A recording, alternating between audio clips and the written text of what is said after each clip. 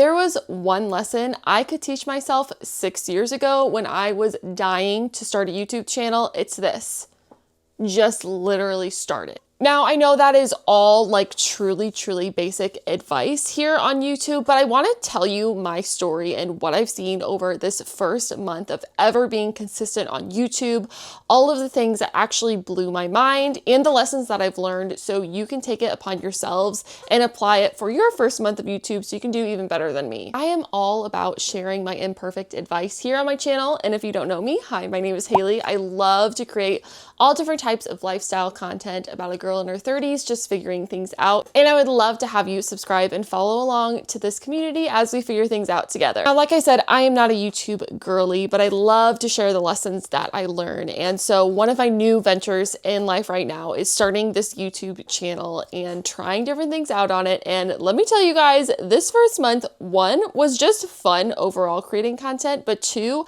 I have learned so much and also grown so much, both as a person and as a content creator. Like I said, in this video, I'm going to share lessons I learned, a little bit about the data, because listen, if you've watched my videos, you know I am a data girly. So we're going to be looking at the data together, and I have put little bookmarks, so if you want to skip along to the lessons that sound interesting to you, you can do that. I am also someone who loves to put it on 2x speed, skip to different sections, turn on those closed captions, so girly, I've got you. You can do all of that. But anyways, my overall take of posting for the first time on YouTube consistently. So in the month of January, I posted 6 videos total.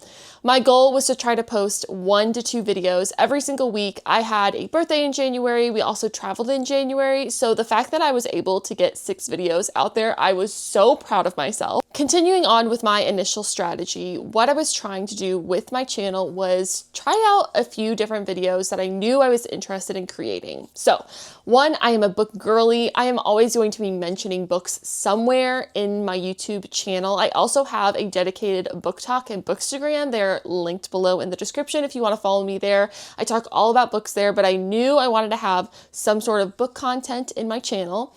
I'm also, like I said, a lifestyle girly, so I wanted to try a little bit of vlogging, a little bit of sit-down videos, and kind of see what I was interested in there. I also am a data and Notion and budgeting girly, so bringing in some Notion ideas. I had been working on some Notion templates, so I wanted to finish those out and get them on my platform. And overall, I just wanted to try out different topics to see, one, if I was interested in making them, two, if I enjoyed the formats of the videos that I was creating, and 3, obviously, if I could grow an audience from them. So before we get into the lessons that I learned, how did I actually do on YouTube? Well, let's look at the data. Clicking into my iPad, what I've done is I'm going to show you the data between December and January, because December I did have a few videos up on my platform. One did have about 4,000-ish views by December, so it had gone pretty large for my channel. In December, I had around, I think like 37-ish to 50, somewhere between that number, followers on my channel, or I should say subscribers. So we're just gonna compare the data and see what's different about it on here. First thing that was interesting, my view count from December to January went from 772 views total for the month to 10,300 views. That is absolutely amazing. Of course, I pumped out a ton more videos during the month of January, which definitely accounted for a huge jump in views. But as someone who is just starting out on YouTube, that is such an exciting number to see. Ooh, okay. So my follower count actually at the end of December, because I did post a video right at the end that actually did fairly well. My follower count was 112. By the end of January, my follower count was 307 subscribers, which for me, first time on YouTube, that feels absolutely amazing. I love it because I think growing really quickly on YouTube can actually be kind of terrifying, especially if you're still trying to figure out your lay of the land and what type of content you want to create. So if you have a ton of people subscribe to a video, that's a ton more pressure to be should I make more content about this? Do they like the format? And you don't even have it figured out what you want to do for your channel, and all of a sudden you have all this pressure of millions of subscribers. So basically 307, I'm loving that number for me. My hours of watch time grew from 46 to 1,100. That is absolutely crazy. I grew almost 200 subscribers, like I said. My average view duration, which I think is also really interesting with YouTube, wanting to make sure that like my videos are engaging and people are staying on my videos, it actually grew from around 3.5 minutes to over 6.5 minutes. So I doubled basically my average view duration on my videos, which is so exciting because that just means I'm creating content that people resonate with more. And also like my views grew dramatically, but my duration also did, which means that like people are sticking around longer. And again, the content is resonating with them more. And my last number, I'm going to share my monthly audience. So I think this number is just like how many different people have come to my videos to watch. So in December, it was 593. And in January, it was 8,200 different people watching my videos. That's actually wild. And I know like some people come on here and you have so many people coming on TikTok and getting like thousands and millions of views. But with YouTube, it's so much more of a commitment for people to sit down and watch like a 15 or 20 or 30-minute video that you have posted. It just feels so exciting to, again, create the content that people are resonating with. Now we have gotten through all of the data, which some of you are bored by, but that's okay. So I want to hop into what the actual lessons that I learned from this first month are. Now, again, I am not a YouTube genius. I am not a YouTube girly. I am just figuring things out here, but I think it's really helpful to learn from someone who is just in the thick of it, because I have all of these lessons at the top of my mind. I'm constantly iterating and trying things out. And I think it's important to also share the failures that you face, because then other people can learn how to avoid them. The first lesson that I learned was vlogs are really, really hard to make and really, really hard to make people want to watch. I posted one vlog on my channel and it basically flopped. I think I got around 40 views for the first couple weeks. I changed a little bit of the title and bumped it up. It's still under like 100 views so far. And that was honestly so hard one to make. I admire vloggers so much because the amount of time and effort you have to put in to get a bunch of B-roll and talk through your day and like navigate around different people in your lives and filming different things and thinking about filming when you're also multitasking and like doing your job and taking care of your family and all of these different things. Like vlogging is so hard. And what I've learned, especially now with content, I feel like 10 years ago with vlogging, like you could be like, I'm vlogging a day in my life and it'd be very, very basic. But because we have seen that over and over and over and over again, and so many people now are vlogging, we really have to like change up the format and what we're doing. I feel like a lot of people really love, for instance, people that vlog in New York City because it's a very exciting environment. And so you naturally are encountering a lot of different things because you're going out, you're meeting different people, you're going to events. It's a very lively city. So it's something really interesting. Now, for myself, I work from home, and that is what I'm doing the majority of my time, is working at home and hanging out with my dogs and my husband and reading. And that in itself is not very interesting content. And that truly reflected on my channel. So what I'm taking from this going forward is, one, creating less vlog content. I think I want to make maybe like one vlog a month. But two, making the vlog extremely specific and focused around a theme. Now, I learned this from Tess Barclay from Busy Blooming. You need to go follow her because she's amazing. But she just came out with a YouTube video all about just growing on YouTube and what's working, especially in the vlogging space. And really, it's all around creating a theme to focus on. So for myself, what different themes might be interesting are, you know, a girl trying to figure out her personal style and planning out my outfits for the week. Maybe a theme is a perfectionist trying to not people please 24/7 throughout my week and like kind of sharing the different pitfalls and struggles that I'm going through. Or maybe like, of course, an easy one, a bookish girly, like here's all the different books I read, here's what I was reading through the week, how I fit in my reading with my schedule. Again, those themes are kind of like almost little sub niches that people can hold on to and makes it more interesting for them to follow you. So that was one lesson that I learned. The second lesson that I learned, again, a little bit from Tess Barclay and Busy Blooming and a little bit of trial of error on myself, but interesting titles are so important in 2026.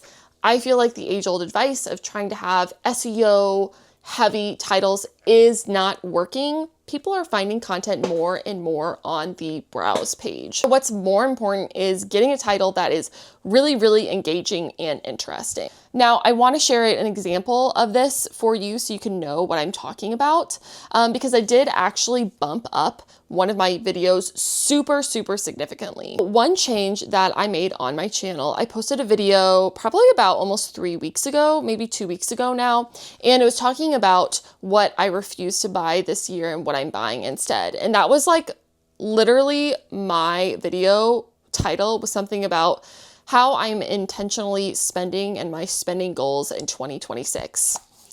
That is so boring, guys. And if I saw that, I would not click on that video. And that is what happened. I probably got like 50 views over the first couple days and I was like, this is not working. Let me try something else. So what I did was change the title, and all I did was said 8 things I'm not buying in 2026, budgeting and intentional spending goals. Now that one little shift made my title a lot more opinionated, and that is going to catch people's attention, is having some sort of an opinion or some sort of takeaway in your title. So going forward, I want to make my titles more interesting. Another one, my video that super popped off this month, I just was talking about how I, a non-fashion girly, finally figured out my personal style and buy clothes I actually wear. Like that is just like a sentence I would naturally say. It's not really SEO heavy, but that video blew out all of my other videos out of the water in terms of views and comments and more. Anyways, interesting titles. Now, my next item is make videos that you are genuinely excited about, because people feel your energy and will engage if they feel your excitement. I actually tried to film a couple different sit-down videos where I was talking through some advice about being a perfectionist and falling into burnout. And honestly, I was not super interested in talking about that. I wasn't interested in the script that I had written for myself. It felt very formal. It felt like I was talking at people, and I was so bored by it. And I'm very glad that I stopped myself from posting it, because although there was maybe some like good content in there, when I was going back to edit it and I was watching myself, I felt so bored and disengaged from what I was talking about. And that really, really translated in an opposite way when I was talking about things I was really, really interested in. So for instance, my personal style video. I'm not a fashion girly, but I had figured out this method that I was so excited about that I had been working on, and I wanted to share it with people just because genuinely it was interesting to me. And so I went and sat down and created this video. And like I said, it totally popped off. And so many people were commenting on it and engaging with me. And I mean, that is the ultimate goal with my YouTube channel, is to create connection and create a place where people can resonate and learn something and feel seen and connect. And that is what that video did. I had so many people that I was talking to in my comments, and in my other videos as well, people were talking about like my Notion videos, because I love Notion. And I created one, like, I don't even remember which one it was. I think it was about like my goal planner or something like that.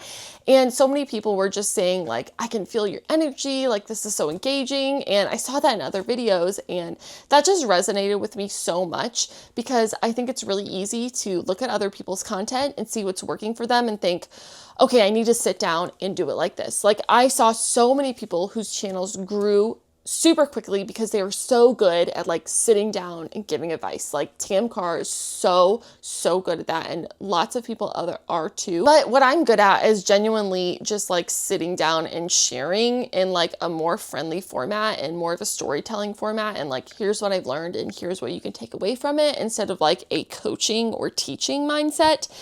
And that genuinely I like creating more, and people resonated with it more. So that's another thing about social media and YouTube. And my next point is you have to try different formats to figure out what works best for you. Like I said, I wanted to try different things. So I wanted to sit down and do more of a coaching video. I wanted to do some vlogs. I wanted to do some just general sharing and sitting down. I wanted to do some Notion walkthroughs, kind of like sharing a screen type thing. And in my mind, I was like, I need to add all of this different variety. One, so I can test it out, and two, so people stay engaged and don't get bored. But what I found was what worked best for me to create and what people resonated with it most was just creating sit-down videos where I was sitting and chatting and sharing.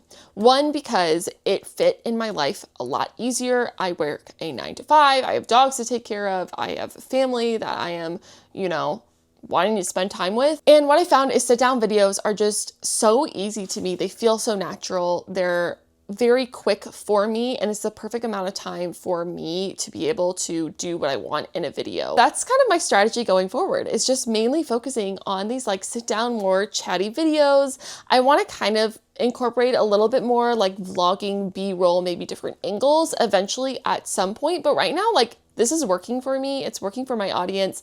And I think it's really easy to compare yourself or think you need to be doing all of these different things. But when you find a format that is working for you and your audience, like, I think it's okay to stick with it. One lesson that I am trying to learn is not chasing virality and figuring out what to do after a video totally pops off. So like I said, I created a video about finding my personal style. I am not a fashion content creator. I do not, in my like content strategy at all now or in the future, have in mind of like becoming this personal stylist fashion icon. I'm not a fashion girly. Like, I'm wearing sweatpants right now. I wear sweatpants probably 90% of the week. Like, that is my uniform. And they're not stylish sweatpants, guys. They're like oversized black joggers. They do not even look good on me, but they're comfortable, and that is what I'm seeking in my fashion. But anyways, I had my personal style YouTube video kind of pop off. I think it's at 7,000 views, and it's been up for about a week or maybe a little bit less. But my mind was literally blown when I posted that, because I was just, again, genuinely sharing something that was fun for me and fun to look into, but it wasn't something I was naturally good at. And I feel like a lot of people resonated with that, again, because I'm not a fashion girly, but I'm sharing something that worked for me, because I think people can see themselves in that and learn from it. Now, my whole issue and what I'm trying to learn from this is to not like chase that and think that I need to box myself now into being a personal stylist icon, because that's just not me. And what I've learned from it is to take the things and the elements that worked, which was me being someone in my 30s, like trying to figure out this concept that maybe I'm not good at, and sharing what has worked for me from methods that I made up myself, also methods from experts that I have learned and incorporated in the way that I use it in my life, and just sharing from a genuine space of, I just want people to maybe see if something from my personal journey would be helpful to them. And so that's what I want to take going forward. And that's what I'm doing, like, for instance, with this video, is trying to just share, like, I'm not a YouTube expert at all. I'm just starting out, but I want to share what I'm learning because I'm genuinely excited about it. And I know other people are excited about it.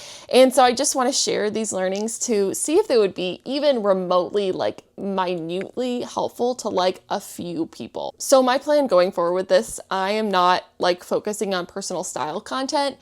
Now, who's to say if that could change in the future? I am like open-minded to seeing like, how do I maybe bring a little bit more of personal style or maybe some of those themes into one video a month or something like that. But I know myself, and I know like that is just not content I'm interested in making. And it's very tempting to chase the virality, but especially because I know a lot of people, a lot of my new subscribers have subscribed because of that video, and they probably are following a lot of other people that do personal style videos. But that is just not the community that I'm looking to build, because that's not a strength of mine, and it's not a strength that I'm wanting to pursue or build. So again, I think it's really important when you have these viral moments. I know it's not viral. It's viral in like my little mind if I have no one following me on YouTube, and so it's viral to me. But when you have these larger videos pop up, I think it's important to take learnings that you can. So like I said, I'm learning that sharing my personal story and journey and things I've learned, even with things that I'm not particularly good at, builds a connection point for people. And that is enjoyable to me and that's enjoyable to my audience. So I'm going to take that learning into other videos, but also leaving behind the things that I know I'm not going to be genuinely excited creating content about, which is like solely personal style fashion content. And people are going to see that. If I started focusing on that, one, they're going to be like, wow, actually this girl has no fashion sense. And two, she has zero interest in it. And let me just say, I posted a video after that big one and I created this Notion book template that I was so excited about that I actually had some subscribers ask for. And that video did not do great at all. I think, again, I'm still sitting under 100 views for that video. But the exciting thing about that video is I actually had a number of people subscribe to get that template because it is free. And so I have new email subscribers on my list. And overall, that's just showing me like, even if this video does not pop off, like there are still people that I'm building a community with, that I'm creating things for, that they're actually enjoying and engaging with. And that is like more than enough for me right now. My plan for February is to continue with just being consistent and trying things out. I have a few different video ideas already lined up, so I'm going to continue with those ideas. I'm going to implement my thoughts around, titles and thumbnails that I've learned. I want to make sure, again, that I'm really interested in these ideas still when I'm creating them. And again, just trying to stay consistent with making 1 to 2 videos a week and see at the end of February where I have grown. I do want to take January with a grain of salt. I think this growth was really great, but I do want to lower my expectations because I think like having a video get so many views right away feels a little bit lucky. So I am being cautiously hopeful going into February and just knowing like it's going to take me some time. It's my first time on YouTube ever, and I may have stumbled accidentally on something that worked, and hopefully I can somewhat replicate it in my own unique way. But I'm still learning, and this is just really, really exciting. So anyways, if you're new on YouTube, I would love to hear what you have learned so far on your YouTube journey. I want to cheer you along, and I would love to have you subscribe and follow along so we can just be a part of this community together and cheer each other on in our lives. But thank you so much for watching, and I just hope that this can just inspire you in your own YouTube journey, or if you're just like curious about YouTube, I hope this is interesting for you. But anyways, YouTube consistency month 1 is done, and we are going out into month 2 with a lot of excitement, a little bit of strategy, and overall, just like I said, pure excitement for the journey.